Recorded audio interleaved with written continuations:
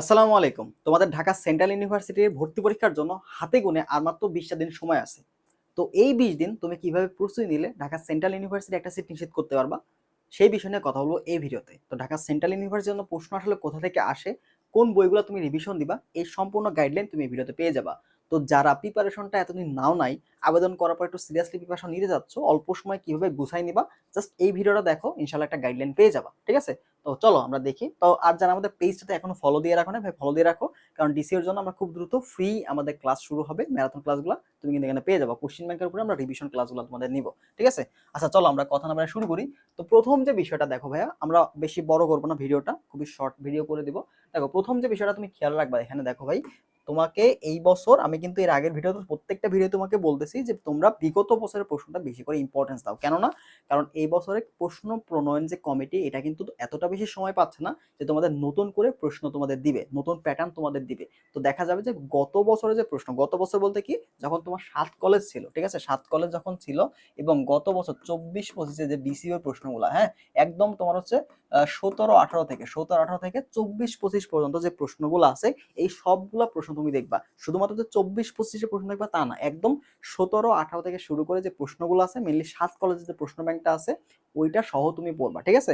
ওখান থেকে দেখবা যে অনেকগুলো প্রশ্ন কিন্তু হুবহু চলে আসবে, হুবহু চলে আসবে। বিশেষ করে দেখবা বায়োলজিতে, ফিজিক্সে, বাংলা, ইংরেজি ওই পার্টে, ঠিক আছে, অনেকগুলো প্রশ্ন তোমার হুবহু চলে আসবে। ইভেন ওই টাইপগুলো থেকে ম্যাক্সিমাম প্রশ্নের সম্ভাবনা অনেক বেশি, কারণ টিচাররা কিন্তু ওই বিগত বছরের প্রশ্নগুলাই দেখবে তোমাদের প্রশ্ন দেওয়ার সময়। ঠিক আছে?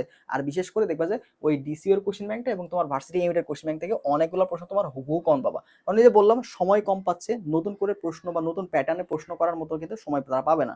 আর এখানে ভাই সবার লাস্টে পরীক্ষা হয়, আর এখানে তো তোমার একদম ঢাকা বিশ্ববিদ্যালয়ের মতো, রাজশাহী বিশ্ববিদ্যালয় একদম স্ট্যান্ডার্ড প্রশ্ন করবে, কঠিন প্রশ্ন করবে এরকম না। এখানকার প্রশ্নগুলো যথেষ্ট ইজি হয়ে থাকে। তো তুমি যদি একটু ইফোর্ট দাও, তুমি কিন্তু এখানে ভালো করতে পারবা। ঠিক আছে? তো এখানে আমার এত বেশি কঠিন প্রশ্ন তোমাকে দিবে না। ঠিক আছে?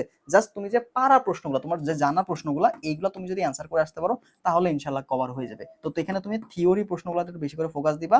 আর ফিজিক্সে তোমার ম্যাথ প্রশ্নগুলো আসে, অত বেশি কঠিন ম্যাথ এরকম কিন্তু দেয় না। ঠিক আছে? তো থিওরি বেস প্রিপারেশনগুলো তুমি একটু ভালো মতো নিবা। ঠিক আছে? আচ্ছা, তো এরপরে দেখো গুরুত্বপূর্ণ যে অধ্যায়গুলো এই মুহূর্তে এসে, যারা আসলে শুরু করতে যাচ্ছ, যারা শুরু করতে যাচ্ছ বা যারা প্রথম থেকে প্রিপারেশন নিচ্ছ, তাদের কথা তো বাদ, যারা নতুন করে শুরু করছো বা মাঝখানে গ্যাপ ছিল, তারা কি করবা, তারা ইম্পর্টেন্স যে অধ্যায়গুলো সেগুলোতে বেশি করে ফোকাস করবা। এখন বলতে পারো ভাইয়া ডিসি এর জন্য ইম্পর্টেন্ট অধ্যায় কোনগুলো? তো আমরা কিন্তু অলরেডি আমাদের পেজ বলো বা আমাদের ইউটিউব চ্যানেল, যেখান থেকে তুমি ভিডিওটা দেখো না কেন, রিসেন্ট ভিডিও দেখো, গতকালকের যে ভিডিওটা আছে, রিসেন্ট ভিডিওটা তুমি দেখো, আমরা কিন্তু অলরেডি তোমাদের গুরুত্বপূর্ণ অধ্যায় কোনগুলো সেগুলো দিয়ে দিছি। ঠিক আছে? তো তুমি চাইলেই ওইটা দেখে নিতে পারো, ওখান থেকে নোট করে, আমরা পিডিএফটাও দিয়ে দিছি, তুমি চাইলে ওখান থেকে, আমি অলরেডি ভিডিওর কমেন্ট বক্সে দিয়ে দিব ভিডিওটা, তুমি একটু দেখে নিবা। আমরা ইম্পর্টেন্ট চ্যাপ্টারগুলো, ফিজিক্স, কেমিস্ট্রি, ম্যাথ, বায়োলজি, 4টা বিষয়ের উপর ইম্পর্টেন্ট টপিকগুলো আমরা কিন্তু অলরেডি তোমাদের দিয়ে দিছি। ইভেন এই অধ্যায়গুলোর উপর তুমি যারা যদি আমাদের এক্সামের সাথে যুক্ত থাকো, আমরা কিন্তু টপিক অ্যানালাইসিস সাজেশন তোমাদের দিয়ে দিব অলরেডি। ঠিক আছে? যেই টপিকগুলো তোমরা অল্প সময় রিভিশন দিয়ে একটা ভালো ফলাফল পেতে পারো, কোন টপিকগুলো পড়বা, বিগত 7-8 বছরে কোন টপিকগুলো থেকে প্রশ্ন আসছে, এটা কিন্তু এক্সামের সাথে আমরা অলরেডি দিচ্ছি। ঠিক আছে? তো তাছাড়া তুমি এখানে প্রায় 80+ এক্সাম পাচ্ছ লাস্ট মোমেন্টে। ভাই এক্সামটা তো অনেক বেশি ইম্পর্টেন্স, অনেক ইম্পর্টেন্ট, এটা তুমি বুঝবা না, চান্স না পাওয়ার পরে তুমি বুঝবা। অলরেডি এমন অনেকগুলো পরীক্ষা হয়ে গেছে, তুমি এক্সাম দেওয়ার আসলে কতটুকু প্রয়োজনীয়তা, এটা তুমি অবশ্যই টের পাচ্ছ। ঠিক আছে? আচ্ছা, এরপর আসো প্র্যাকটিসের ক্ষেত্রে। অবশ্যই কি বললাম, ডিসিওর কোশ্চেন ব্যাংক এবং ভার্সিটি ইউনিটের কোশ্চেন ব্যাংকটা, এখান থেকে তুমি বেশি হার্ড প্রশ্ন যেগুলো আছে, হার্ড প্রশ্ন, কঠিন প্রশ্ন, এগুলো স্কিপ করো, হার্ড প্রশ্নগুলো স্কিপ করো। থিওরি বেস প্রশ্নগুলো বা সহজ যে ম্যাথ প্রশ্নগুলো, সেই প্রশ্নগুলো তুমি এখান থেকে সলভ করো। ঢাবি রাবি জাবির যে সহজ প্রশ্নগুলো আছে, এইগুলো তুমি সলভ করে যাও, ইনশাল্লাহ এখান থেকে প্রশ্ন কমন আসবে প্র্যাকটিসের ক্ষেত্রে। ঠিক আছে? আর যদি তোমার হাতে বেশি সময় থাকে, তুমি এর সাথে আরেকটা কি করতে পারো, সেটা হচ্ছে অনুশীলনী। ঠিক আছে? তোমাদের যে মেইন বই আছে না, মেইন বইয়ের যে অনুশীলনীর যে এমসিকিউ গুলো আছে, এইগুলো তুমি দেখতে পারো, বিশেষ করে ফিজিক্স এবং হচ্ছে কেমিস্ট্রির ক্ষেত্রে, কারণ এখান থেকে অনেক প্রশ্ন হুবহু মান সহ কমন আসে অনুশীলনের এমসিকিউ থেকে, যদি তোমার হাতে সময় থাকে। এটা কি, যারা তোমার অলরেডি প্রিপারেশন কভার হয়ে গেছে, বেশি করে প্র্যাকটিস করতে যাচ্ছ, তারা অনুশীলনের এমসিকিউ গুলো সলভ করে যাবা। ঠিক আছে? আচ্ছা, এরপর আসো ওএমআর এক্সাম দাও। কেন ওএমআর তুমি এক্সাম দেবা? দেখো ওএমআর এক্সামটা ভাই তোমাকে ইম্পর্টেন্ট, কারণ মেইন পরীক্ষা তোমার কি হবে, ওএমআর শিট হবে, তাই না? তো তুমি যদি বাসায় বসে একটা নির্দিষ্ট টাইমের মধ্যে ওএমআর এক্সাম দিতে পারো, এটা কিন্তু তোমাকে অনেক অনেক বেশি হেল্প করবে। ঠিক আছে? তো যেই কাজটা আমরা আসলে তোমার করছি এই এক্সামের সাথে, আমরা কি করলাম, এখানে তোমাদের কিন্তু ওএমআর তুমি এক্সাম দিতে পারবে, ওএমআর বাসায় বসে অফলাইনের মতো তুমি এক্সাম দিতে পারবা, যেটা তোমাকে টাইম ম্যানেজমেন্ট এবং নেগেটিভ মার্কিং কন্ট্রোলে অনেক বেশি হেল্প করবে। এবং পরীক্ষার মধ্যে যে একটা ভয়, দেখবে যে পরীক্ষা দিতে গেলে আমাদের ভিতরে একটা ভয় কাজ করে, ঠিক আছে?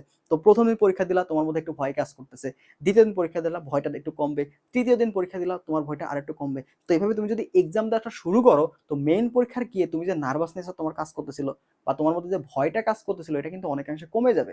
কারণ তুমি ডে বাই ডে প্র্যাকটিস করে যাচ্ছ, তোমার ব্রেনটাকে সেভাবে তৈরি করে যাচ্ছ। তো তুমি কি করবা, এখন তুমি অনলাইনে এক্সাম দাও, পাশাপাশি ওএমআর এক্সাম দিতে পারো। এখন তুমি বাসায় বসে তুমি যদি অফলাইন এক্সাম দিতে চাও, সেক্ষেত্রে তোমার কিন্তু একটা বড় অ্যামাউন্ট টাকা গুনতে হবে।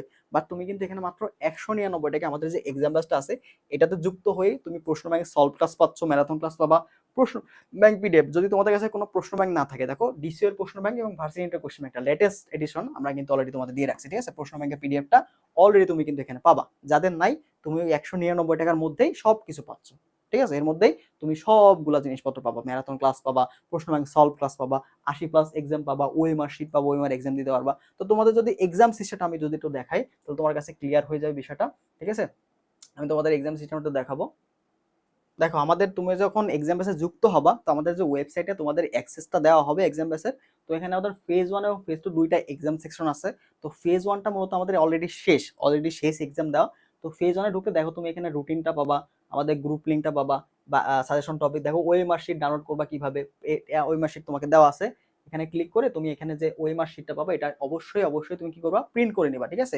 এই যে ওএমআর দেখতে পাচ্ছ না, এটা তুমি বাসায় বসে প্রিন্ট করবা, কালার প্রিন্ট করবা, এভাবে কালার প্রিন্ট করবা।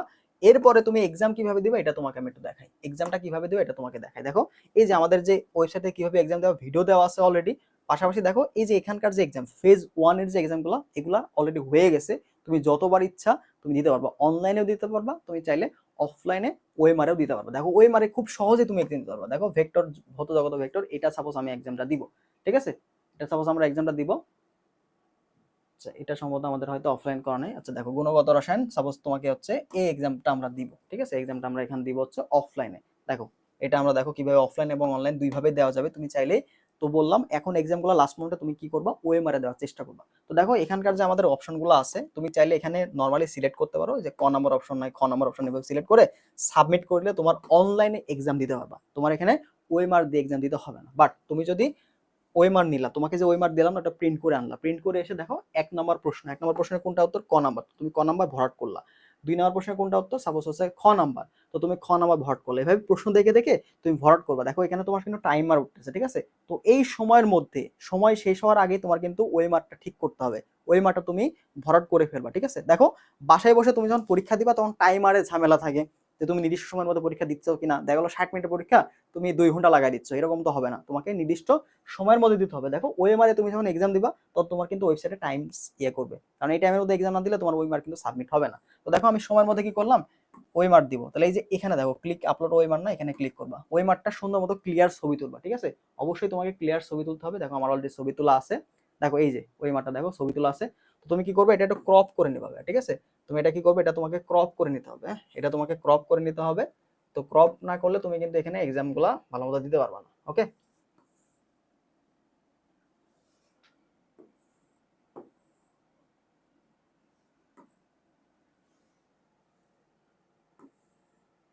দেখো, আমি যদি ওয়েমারটা ক্রপ করি এভাবে, তো ক্রপ করে অ্যাপ্লাই ক্রপ করে দিবা, যেন টোটালটা আসে, ঠিক আছে? টোটালটা যেন তোমার এখানে আসে, টোটালটা না আসলে কিন্তু কাজ হবে না, ঠিক আছে? তো আমার এখানে টোটালটা শো করতেছে না। দেখো, এই যে টোটালটা শো হয়েছে। দেখো, টোটাল যে এটা না, আমি এখানে 3টা, একটা, 2টা, 4টা প্রশ্ন দাগাইছি। দেখো, 1-এর আমি ডি দাগাইছি, 2-এর আমি ডি দাগাইছি, 3-এর হচ্ছে এ দাগাইছি, 4-এর হচ্ছে ডি দাগাইছি, ঠিক আছে? এগুলো আমি দাগাইছি। দাগানোর পর আমি কি করব, ছবি তুলে কনফার্মে ক্লিক করে দিয়ে দিলাম। কাজ আমার ওয়েমার কিন্তু আপলোড হয়ে গেছে। এই যে এখানে লেখা আসবে ওয়েমার আপলোড। তুমি কি করবা, প্রসেস ওয়েমার শিট। তো প্রসেস যখন করবা, প্রসেস করা মাত্র দেখো, এই যে তুমি কোনটা কোনটা দাগাইছো, দেখো কোনটা ভুল না সঠিক এটা তুমি পাবা। দেখো, আমি কিন্তু এগুলো দাগাইছি, এগুলো ট্র্যাক করে ফেলছে, কোনটা কোনটা তুমি দাগাইছো ট্র্যাক করে ফেলছে। নিচে যদি দাও, দেখো অটোমেটিক ভাবে তোমার কিন্তু অপশন সিলেক্ট হয়ে গেছে। দেখো, একের কি ডি না, এই যে তুমি দেখো একের ডি দাগাইছো না, এই যে একের ডি, এখানে দাগাইছো একের ডি। তারপর দেখো 2-এর ডি, এখানে তুমি দাগাইছো না 2-এর ডি, দেখো অটোমেটিক সিলেক্ট হয়ে যাবে, অটোমেটিক সিলেক্ট হয়ে যাবে। তো সিলেক্ট করার পরে তুমি কি করবা, এই যে সাবমিট করে দিবা। খুবই ইজি, জাস্ট তুমি এবারে এক্সাম দিবা, ছবি তুলবা সুন্দর মতো করে, ওখানে দিবা। দেখো, এই যে দেখো কয়টা সঠিক হয়েছে ভুল হয়েছে তো সব দেখতে পারো। দেখো, আমার একটাও সঠিক হয় নাই, ভুল হয়েছে 4টা, আমার নেগেটিভ মার্কিং চলে গেছে 1, যেহেতু 0.25 করে নেগেটিভ মার্কিং। তো নেগেটিভ মার্কিং কন্ট্রোলে তোমার কিন্তু এটা অনেক বেশি হেল্প করবে। দেখো, এই যে ওয়েমারে তোমার কোনটা কোনটা ভুল, দেখো এই যে তোমার কিন্তু ভুল হয়েছে। দেখো, সঠিক উত্তর কোনটা, সি নাম্বারটা। 2 নাম্বার দেখো ভুল হয়েছে, সঠিক উত্তর কোনটা, এ নাম্বারটা। 3 নাম্বার দেখো ভুল হয়েছে, সঠিক উত্তর কোনটা? বি নাম্বারটা। এভাবে কোনটা কোনটা সঠিক দেখো, এই যে বাকিগুলো আমি দাগাই নাই, তবুও দেখো এই যে সবুজ কালি দিয়ে কিন্তু আমার ট্র্যাক করে দিছে। দেখো এই যে 24 এর সি নাম্বার, 25 এর বি নাম্বার, এভাবে যতগুলা দেখো 50টা এমসিকিউ ছিল, দেখো 50 নাম্বারের সি নাম্বার। তো এভাবে সঠিক উত্তর দেওয়া আছে।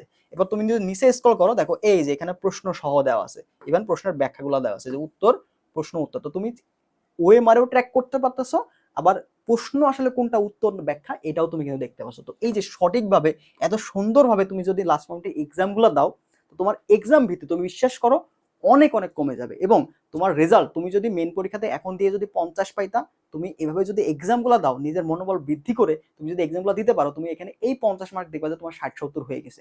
এটা কিন্তু ভাই ফ্যাক্ট, এটাই ফ্যাক্ট, ঠিক আছে? তো তোমার মনোবল ধরে রাখতে, তোমার আত্মবিশ্বাস বাড়াইতে তোমাকে মাস্ট এক্সাম দিতে হবে। আর লাস্ট মোমেন্টে তোমাকে সর্বোচ্চ ইফোর্টটা ভাই দিতে হবে, সর্বোচ্চ মানে সর্বোচ্চ ইফোর্টটা, এখানে কোনো গাফিলতি করা যাবে না, ইফোর্টে কোনো গাফিলতি করা যাবে না। তোমার লাস্ট এক্সামে তোমাকে সর্বোচ্চ ইফোর্ট দিতে হবে, যেন তুমি পরীক্ষা শেষে আফসোস না করতে পারো যে আমি সর্বোচ্চটা দেই নাই, ঠিক আছে? তোমার গত পরীক্ষায় তুমি যা করো না করো, তোমার এই পরীক্ষায় লাস্ট 20 দিন তোমাকে সর্বোচ্চ ইফোর্ট দিতে হবে, কোনো দিকে কান দেওয়া যাবে না। চান্স হবে কি হবে না এটা তুমি কখনোই ভাববা না, তোমাকে পড়তে হবে। আমি যা যা বললাম, ডিসিএর কোশ্চেন ব্যাংকটা, ভার্সিটি এর কোশ্চেন ব্যাংকটা তুমি সলভ করে যাবো, প্র্যাকটিস করবা, তুমি এক্সাম দিবা বাসায় বসে ওয়ে মারে, তোমার প্রিপারেশন অবশ্যই টপ নচ হবে, এটা তুমি বিলিভ করো, ঠিক আছে? অবশ্যই বিশ্বাস করো। তো যা বললাম 20 দিন একটু কষ্ট করো, সময় নষ্ট করবা না, জাস্ট ডিসিউতে যেন তোমার একটা সিট নিশ্চিত করতে পারো, তোমার একটা পরিচয় হয় ভাই। এখনো তোমাদের অলরেডি কোথাও চান্স হয় নাই, তোমার একটা নিজস্ব পরিচয় হবে, তুমি এখানে পড়াশোনা করতেছো, ঠিক আছে? এটা কিন্তু অনেকে আইডেন্টিটি ক্রাইসিসে তুমি ভুগবা, একসময় তুমি হতাশ হয়ে যাবা। আর ঢাকার মধ্যে থাকা অনেক অনেক বেশি কিন্তু ফার বেটার দেন একটা গ্রামের মধ্যে বা একটা উন্নত জায়গাতে একটা ভার্সিটিতে পড়া, ঠিক আছে? কারণ ঢাকাতে দিন শেষে সবাইকে আসতে হবে। তুমি যদি আগে থেকে চাইতে পারো, তো তুমি কিন্তু সব দিক দিয়ে আগে থাকবা, জবের দিক দিয়ে বলো, জব প্রিপারেশন দিক দিয়ে বলো, অনেকটা আগে থাকবা, ঠিক আছে? তো চেষ্টা করো লাস্ট মোমেন্টটা নিজের ফুল যে ডেডিকেশনটা সেটা দেওয়া, ঠিক আছে? তো ভালো থাকো সবাই, আর যারা এক্সামে ভর্তি হবা তারা একটু হোয়াটসঅ্যাপে যোগাযোগ করো, তাহলে হবে। ওকে, আল্লাহ হাফেজ।